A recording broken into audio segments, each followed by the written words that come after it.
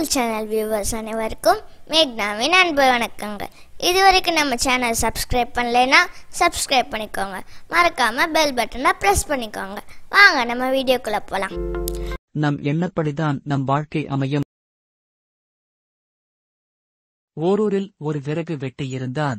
அவன் நாள்தோறும் ஊர் எல்லையில் இருந்து காட்டுக்கு சென்று விறகுகளை வெட்டி அவற்றை ஊர் மக்களிடம் விற்று பிழப்பு நடத்தி வந்தான். ஒரு நாள் அவன் வழக்கமாக விறகு வெட்டிக் கொண்டிருந்தான். அப்போது அவனுக்கு களைப்பு ஏற்பட்டது. அங்கிருந்த ஒரு மரத்தின் நிழலில் படுத்தான். அந்த மரமானது நினைப்பதை எல்லாம் கொடுக்கும் மந்திர மரம் ஆகும். இந்த விஷயம் அவனுக்கு தெரியாது.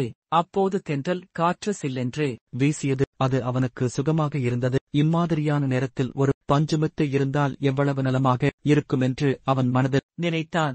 என்ன ஆச்சரியம்! அடுத்த கணம் அவன் அருகில் ஒரு கட்டிலும் அதில் பஞ்சுமெத்தையும் வந்து சேர்ந்தது. விறகு வெட்டிக்கு மகிழ்ச்சி தாங்க முடியவில்லை. உடனே அவன் அதில் ஏறிப்படுத்தான். நாள் முழுவதும் கடினமாக உழைத்ததால் அவனுக்கு உடம்பெல்லாம் வலித்தது. இந்த சமயத்தில் முதுகு கை கால் பிடித்துவிட இளம் பெண் ஒருத்தி இருந்தால் எவ்வளவு நன்றாக இருக்கும் என்று மனதில் எண்ணினான். என்ன அதிசயம்! அடுத்த கணம் அங்கு ஓர் இளம்பெண் தோன்றி அவனுடைய கை கால்களை பிடித்து விட்டுக் கொண்டிருந்தாள். விறகு வெட்டிக்கு ஒன்றுமே புரியவில்லை. அவன் மகிழ்ச்சி வெள்ளத்தில் மிதந்தான். அவன் ஆச்சரியப்பட்டான். நினைப்பதெல்லாம் நடக்கின்றதே, இவ்வளவு சுகங்கள் இருந்தும் வயிற்றுக்கு உணவில்லாமல் பட்டினியாக இருக்கிறோமே.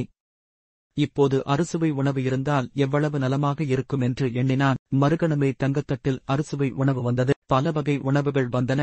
விறகு வெட்டியவன் அனைத்தையும் வயிறார உண்டான். உண்ட மயக்கம் தொண்டனுக்கும் உண்டு என்ற பழமொழிக்கு ஏற்ப விறகு வெட்டிக்கு உறக்கம் வந்தது. படுத்தான். அவன் மனதில் திடீரென்று ஒரு பயம் தோன்றியது.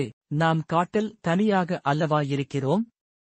இப்போது ஒரு சிங்கம் ஒன்று நம் முன் வந்து நம்மை கொன்றுவிட்டால் என்னவாகும் என்று நினைத்தான். மறுகணம் அவன் முன்னால் ஒரு சிங்கம் தோன்றி அவனை கொன்றும் விட்டது. நீதி, நம் எண்ணப்படிதான் வாழ்க்கை அமையும்.